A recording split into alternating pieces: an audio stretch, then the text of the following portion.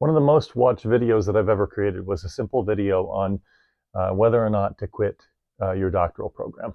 And I guess it says something that there are a lot of people out there who are in the middle of their graduate program and their doctoral programs, and they're experiencing some kind of self-doubt or struggle or uncertainty. They're questioning the decision that they made, and they're deciding, trying to figure out, should I stick with this or not? And I remember my own experience with this when I was in my doctoral program. I kind of drugged mine out. In fact, while I was working on my doctoral dissertation, I did the incredibly foolish thing of starting a second master's degree while while I was already done with all my coursework and I was writing my doctoral dissertation. I'd convinced myself that the content in this second master's degree was going to help give me insight for my doctoral dissertation, but it was really just a sophisticated approach to procrastination, I think, or self-doubt or something like that.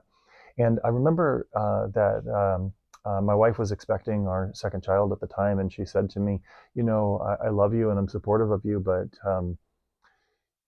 you need to be finished with this one way or another because I need you to be present for the family as well." And I was so grateful for that kind of candid feedback and guidance from her, and it motivated me to go ahead and get my dissertation finished. And some people hear this thing when you're working on your dissertation is a good dissertation is a done dissertation, that if your doctoral dissertation is the best piece of scholarship that you conduct in your life, then you've done something wrong afterward, because the education is just meant to equip you for what's next. It's not meant to be some kind of destination.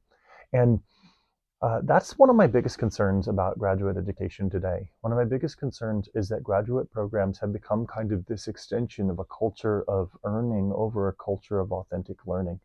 And graduate school, at its best, is about deep, deep, substantial, meaning rich learning. It's about learning and developing new skills, new ways of thinking, of cultivating new knowledge, of learning how to conduct research in ways that can be a part of your lifelong learning journey, in ways that you can use that to be a blessing to your communities, to organizations, to other people. Um, it is powerful and it is an exciting thing. Now, when you're in the middle of it, it can also feel a little bit overwhelming. But I really encourage people who are in graduate school to not allow themselves to just get sucked into the game of school.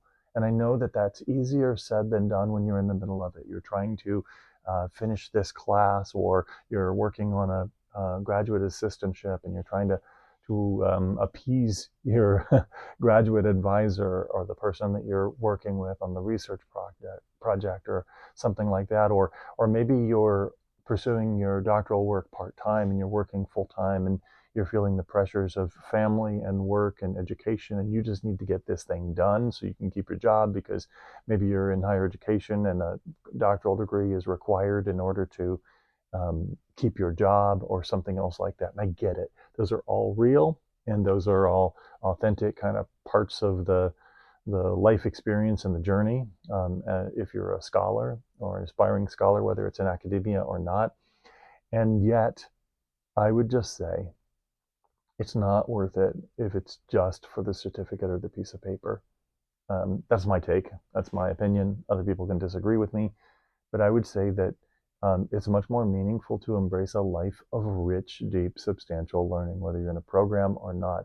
I actually see graduate programs at their best as a kind of community that you join for a group of people who have a shared interest in a field of study, and you're going to sharpen one another and encourage one another. It's not just about doing readings and submitting assignments and getting grades, but it's actually about interacting with other people. And the best graduate programs do that. They're thinking about helping you form and develop as a scholar, and they're inviting you to be part of a community with others. And that can happen in some online programs as well as in-person programs.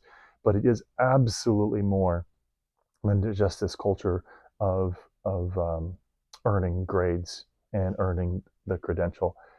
It concerns me that that some aspects of education have seemed to lose sight of that.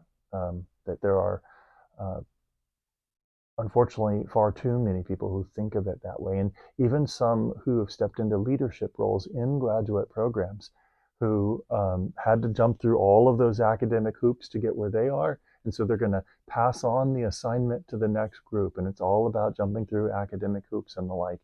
And it's not. It's just not about that. It's about real learning. That's what universities are at their best. Universities are places of rich, deep learning, knowledge, discovery, and doing, the pursuit of truth and beauty and goodness, and uh, and to do it in a way that again can be a great blessing to other people. So that's my challenge for you. If you are one of those people that you're in a grad program, or you're thinking about a grad program, or you're thinking about stepping out of a grad program, I would just say whatever your decision is, don't stop learning. Make lifelong learning a deep, substantial, regular, habitual part of your life. Develop habits that help you cultivate deep knowledge and growing knowledge in one or more areas. Be curious, cultivate that love of learning, and then use what you learn to love those neighbors that have been placed in this on this planet with you, the neighbors that you have a chance to interact with in your life, and maybe some neighbors that you never meet.